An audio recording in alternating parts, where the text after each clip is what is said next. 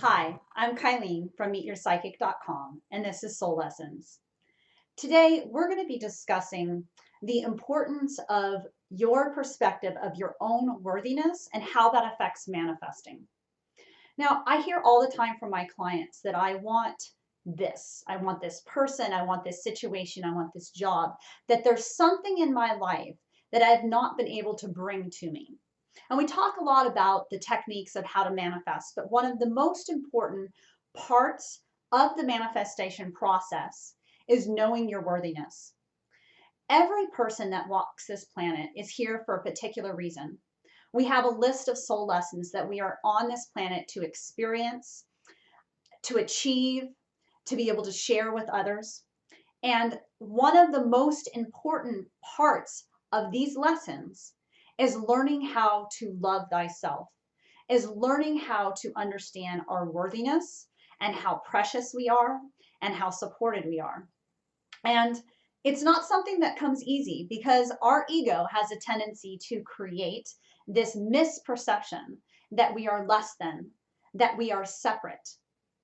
And when really we are all one, and we are all worthy, and we are all deserving, and without a question, we are all flawed, but that does not make us any less worthy.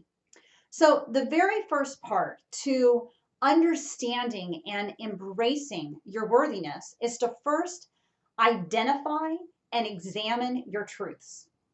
Think about it this way. When you were growing up, there were certain things that were told to you as a child. And some of those might have been completely true, very accurate, and some of them not. Because we continually say things to other people that are from our perspective.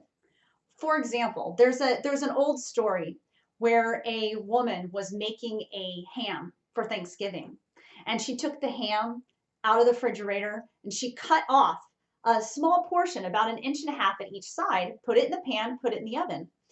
And her husband watched her do this for a couple of years and finally asked her, honey, why is it that you cut the ends of the ham off? And she thought for a second and she said, I don't actually know. I just know my mom always did that, and so I do it. And he said, well, why don't you call your mom and ask her? So she did. And her mom at first was silent. And then she laughed and she said, honey, the reason I cut the ends off of the ham is because we didn't have any money. And the only pan that I had didn't fit the ham. And so all these years later, she had been making an adjustment that was completely not necessary because that experience, that truth, really didn't even need to be hers anymore. And so the first step to really embracing your worthiness and letting go of everything that does not support how amazing and precious and special you are is to first identify your truths. To sit down in a quiet place and just start free-form writing. Start writing things that you understand to be true, that you hold on in your life. Where in your life are you cutting off the ham that doesn't need to happen anymore because your pan is bigger? And really identifying those. My parents gave me this. My religion gave me this. My school gave me this. My siblings gave me this. My first boss gave me this. These are all the truths that I know about myself, both positive and negative. I'm intelligent. I'm witty. I am lazy. Whatever it is, write it down. And then go away. Go away for a day or two. And then come back and look at it. And really identify, are these truths mine? Do they still serve my purpose? Are they still accurate to the space that I am in my life? And if they are, great, keep them, hold on to them. They're beneficial for you then.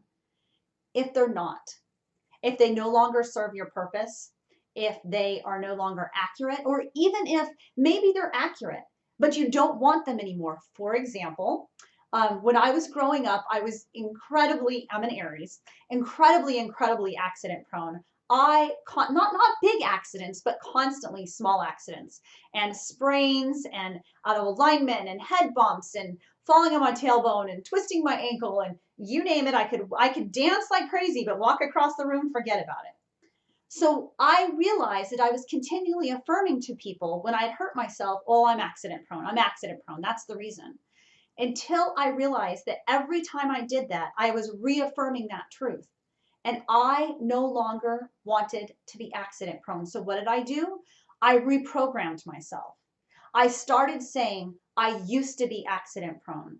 I was accident prone as a child. In the past, I was accident prone. And that's not to say that now I never have accidents, but I've cut them down about 90% because I no longer claimed that as my current truth. I put it in my past.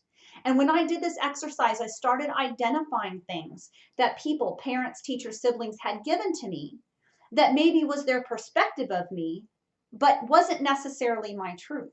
It gives you an opportunity to redefine who you are and who you want to be. And once you've identified, these are my truths, this is what I'm going to hold on to, then pay attention to your language so that if there's something that you want to let go of, put it in your past, let it go, hold on to something else.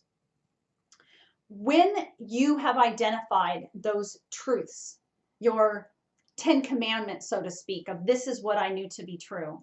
This is my decree. This is how I'm choosing to live. This is the experience in the energetic environment that I know I am capable of. Then create affirmations. And I wouldn't recommend doing maybe more than 1 or 2 affirmations at a time. Don't try to change too much. But give yourself permission to wake up in the morning and I get it. We are busy. We are running from the moment our feet hit the ground to the moment that our head hits the pillow, and usually beyond that, a few minutes before, a few minutes after. But give yourself that permission to start working on those affirmations. Say them out loud while you're cooking breakfast. Say them out loud while you're driving in the car. Say them out loud in the bathroom. Use those moments to reaffirm who you are and what you want to be. And make sure that those affirmations match those truths, and those truths are uplifting. Those truths are coming from a space of love and care. And as you start to really identify who you are, the core of your spirit, and you start to celebrate that and enjoy it and really come from a place of love, you're going to start to notice that manifesting becomes much easier. That manifesting just starts to show up. You still have to set your intentions. You still have to identify what is that you want. You still have to make sure that your actions and your intentions are in alignment. But the more that you love yourself, the easier the flow of this life is. And so, in closing, know that you are loved. Know that I love you. And now it's important that you love yourself. Again, this is Kylene with MeetYourPsychic.com, and don't forget to subscribe. Namaste.